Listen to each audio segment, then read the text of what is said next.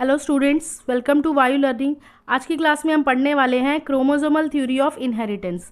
अब इससे पहले हम chromosomal theory of inheritance start करें उससे पहले हम जानेंगे कि जो मेंडल थे उन्होंने अपना वर्क तो पब्लिश करवा दिया था, लेकिन काफ़ी लॉन्ग टाइम तक इनका वर्क जो था वो किसी को पता ही नहीं चला। ठीक है, उसके क्या रीजंस हैं वो हम देखेंगे।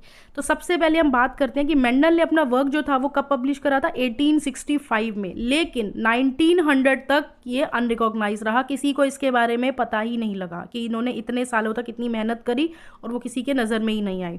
उसके क्या रीजंस हैं वो देखते हैं। सबसे पहला रीज़न क्या है कि उस समय कम्युनिकेशन नहीं आसान था, और कम्युनिकेशन प्रॉपरली ना हो पाने की वजह से इनका वर्क जो था वो पूरी तरह से पब्लिकली जो था वो इतना फेमस नहीं है, उसको लोगों को पता ही नहीं चल पाया। ठीक है, तो पब्लिक नहीं हो पाया। दूसरी चीज़, इन्होंने जीन्स और जिनको फैक्टर भी हम बोलते हैं इसका कंसेप्ट दिया था। इन्होंने बोला था कि जो फैक्टर्स होते हैं वो यूनिट हैं हेरिडिटी के। ठीक है, ये डिस्क्रीट यूनिट्स हैं, ये जो हैं स्टेबल यूनिट्स हैं। ये बात उन्होंने बोली थी जीन्स के बारे में। ओके, लेकिन उस समय के जो साइंटिस्ट थे उनकी एक्सप्लेनेशन इसके ऊपर क्या थी कि वो ये बोलते थे कि वेरिएशन जो है वो लगातार नेचर में देखने को मिलती हैं। तो फिर आप ये कैसे बोल सकते हो कि जो जीन्स हैं वो स्टेबल यूनिट्स हैं। ठीक है, ये बात उस समय के साइंटिस्ट नहीं मानने को तैयार थे। तीसरी चीज़ जो इन्होंने करी थी, इन्होंने मैथ्स को यूज़ किया था बायो के अंदर, जो उस समय के साइंटिस्ट को बिल्कुल भी समझ में नहीं आ रहा था कि कैसे मैथ्स को बायो में यूज़ करके जो है इन्होंने ये लॉस वगैरह बता दिए हैं। ये चीज़ बिल्कुल भी साइंटिस्ट के समझ से बाहर थी। तीसरी चीज़ जो थी लास्ट, कि इन्होंने जो फैक्टर्स की डिस्कवरी तो करी थी लेकिन उसका कोई प्रूफ नहीं दिया, और प्रूफ ना दे पाने की वजह से इनका जो काम था वो पता लगने के बाद भी लोगों ने इसको मानने से इनकार कर दिया। तो क्रोमोसोमल थ्योरी ऑफ इनहेरिटेंस, अब हम इसके बारे में बात करेंगे। तो 1900 में तीन साइंटिस्ट ने, डी वेरीज ने, कोरेंस ने एंड वॉन टेशमार्क ने, इन तीनों ने क्या किया, मेंडल के रिजल्ट्स को इंडिपेंडेंटली अपनी रिसर्च कर रहे थे। तो मेंडल का जो रिजल्ट था वो दोबारा से रीडिस्कवर कर दिया, और तब जाके जो मेंडल की इतनी मेहनत जो थी, इतने सालों की मेहनत थी, वो सबके सामने आई।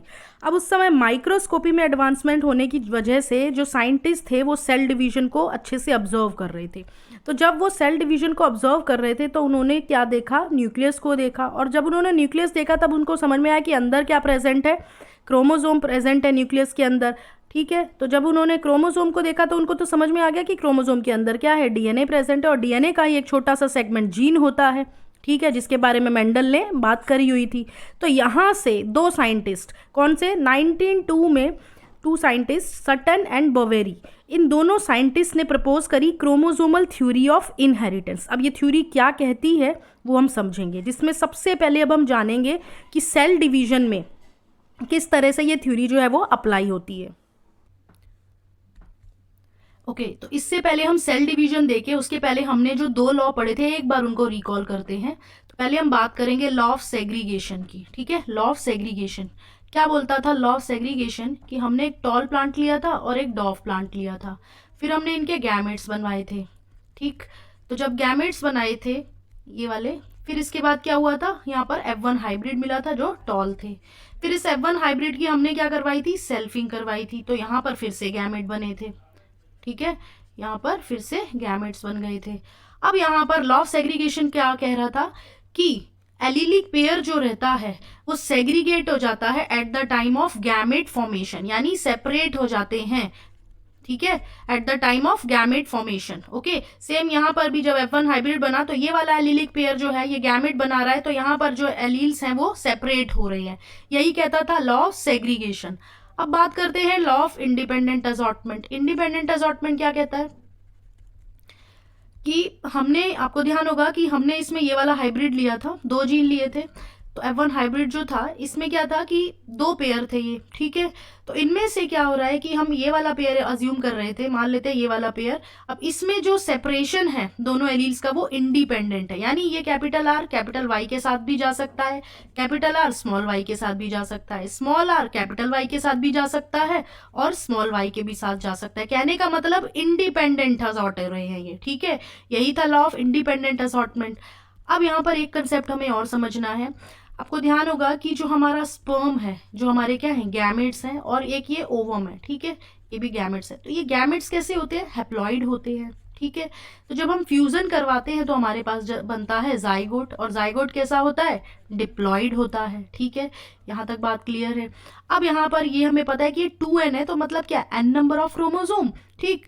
तो यहाँ पर जाइगोट जब बनेगा तो इसमें कितने क्रोमोसोम होंगे, 46 क्रोमोसोम्स होंगे और 23 पेयर्स होंगे। यानी कि एक इंडिविजुअल जो कैसा होता है, डिप्लॉयड होता है, उसके अंदर 23 पेयर्स होते हैं, 46 क्रोमोसोम्स होते हैं। यानी आधे जो है वो फादर से आते हैं, आधे जो है वो मदर से आते हैं। लेकिन गैमेट्स जो होते हैं वो हैप्लॉइड होते हैं। यानी अगर स्पर्म की बात करें तो इसमें कितने क्रोमोसोम होंगे, 23। इसी तरह से ओवम की बात करें तो इसमें भी 23 क्रोमोसोम्स होंगे। ठीक है, यहां तक भी बात क्लियर आती है अभी हमें। अब हम समझते हैं कि सेल डिवीजन में क्या ये थ्योरी हमें बोलती है, कहां पे ये सब चीजें अप्लाई होंगी।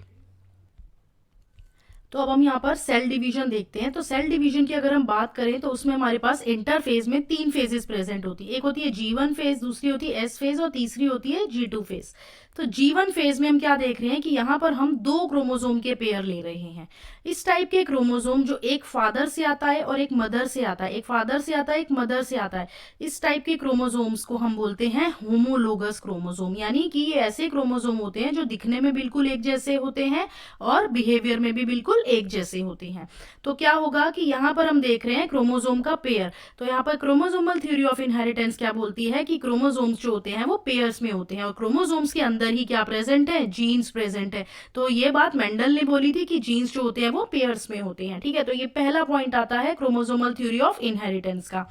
जो उसके बाद हम देख रहे हैं कि G1 फेज के बाद S फेज आ गई, यानी जिसमें क्या हो रहा है, डीएनए का रेप्लिकेशन हो रहा है। यानी कि क्रोमोसोम्स के अंदर हमारा डीएनए प्रेजेंट है, तो ये डीएनए क्या कर रहा है, अपना कंटेंट डबल कर रहा है और यहाँ पर हमें ये एक ही क्रोमोसोम है, इसके 2 क्रोमैटिड्स बन गए हैं। तो यानी कि एक क्रोमोसोम के जो 2 क्रोमैटिड है, इस टाइप के क्रोमैटिड्स को हम बोलते हैं सिस्टर क्रोमैटिड। और वहीं पे एक ये वाला जो क्रोमैटिड है और एक ये ब्लैक वाला का सिंगल क्रोमैटिड, इस तरह के क्रोमैटिड्स को हम बोलते हैं नॉन सिस्टर क्रोमैटिड। तो यहां पर अब क्या होगा कि जब हम मियोसिस 1 के अंदर जाते हैं तो वहां पर जो एनाफेज स्टेज आती है, उस समय क्या होता है कि ये जो हमारे होमोलोगस क्रोमोसोम हैं ये सेपरेट हो जाते हैं और अपोजिट पोल्स की तरफ मूव कर जाते हैं। ये एनाफेज स्टेज में हो रहा है, यानी यहाँ पर सेपरेशन हो रहा है। ठीक है, फिर उसके बाद मियोसिस 2 के अंदर एनाफेज 2 में हम क्या देख रहे हैं कि यहाँ पर क्या हो रहा है, यहाँ पर भी सेपरेशन हो रहा है।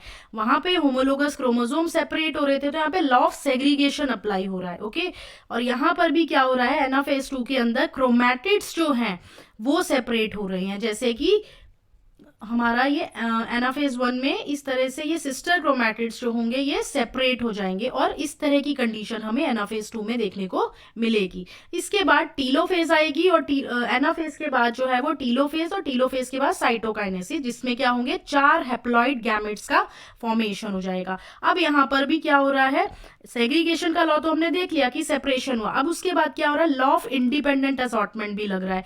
यानी हम क्या देख रहे हैं कि जो नॉन होमोलोगस क्रोमोसोम है वो इंडिपेंडेंट असॉर्ट कर रहे हैं। नॉन होमोलोगस क्रोमोसोम जो है वो इंडिपेंडेंट असॉर्ट कर रहे हैं। यानी कि अगर हमारे पास ये 2 जीन इसमें प्रेजेंट है क्रोमोसोम में, तो हम देख रहे हैं कि क्रोमोसोम जो है वो भी इंडिपेंडेंटली असॉर्ट कर रहे हैं और जीन्स जो उनके अंदर प्रेजेंट है वो भी इंडिपेंडेंट असॉर्टमेंट शो कर रहे हैं। तो ये थर्ड पॉइंट हो जाता है किसका, क्रोमोसोमल थ्योरी ऑफ इनहेरिटेंस का। जैसे हमने लॉ ऑफ इंडिपेंडेंट असॉर्टमेंट में यहाँ पर हम जैसे 2 जीन लिए, तो ये क्या है कि ये जो कैपिटल ए है ये कैपिटल बी के भी साथ जा सकता है, कैपिटल ए स्मॉल बी के साथ भी जा सकता है। तो इस तरह की जो है कंडीशन देखने को मिलेगी, इस तरह की भी देखने को मिलेगी। फिर जो स्मॉल ए है ये कैपिटल बी के भी साथ जा सकता है, ये वाली कंडीशन, और स्मॉल ए जो है वो स्मॉल बी के साथ भी जा सकता है। तो इस तरह से चारों कंडीशंस जो है वो हमें देखने को मिलेंगी। तो यहाँ पर क्या हो रहा है कि लॉ ऑफ इंडिपेंडेंट असॉर्टमेंट लग रहा है और यही हमें क्रोमोसोमल थ्योरी ऑफ इनहेरिटेंस कहती है। तो अब जल्दी से जो क्रोमोसोमल थ्योरी ऑफ इनहेरिटेंस के अंदर हमने जो पॉइंट्स पढ़े वो एक बार देख लेते हैं।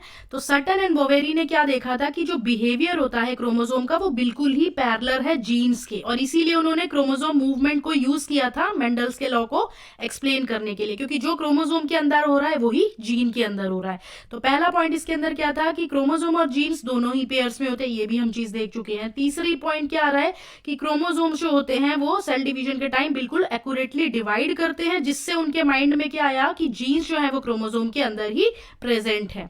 और फिर हमने क्या देखा कि क्रोमोसोम जो होते हैं वो मियोसिस के टाइम पे सेग्रीगेट हो जाते हैं, ये भी हमने देख लिया। और हमने देखा कि हर पेयर जो है वो सेपरेट होता है और फिर डिफरेंट सेल में चला जाता है। और इसी तरह से मेंडेलियन फैक्टर यानी जो जीन है वो भी गैमेट फॉर्मेशन के टाइम पे सेपरेट होते हैं।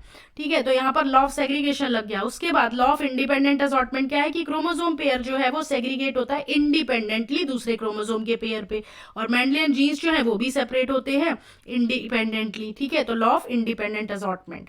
तो ये थी आपकी chromosomal theory of inheritance. Thank you for watching.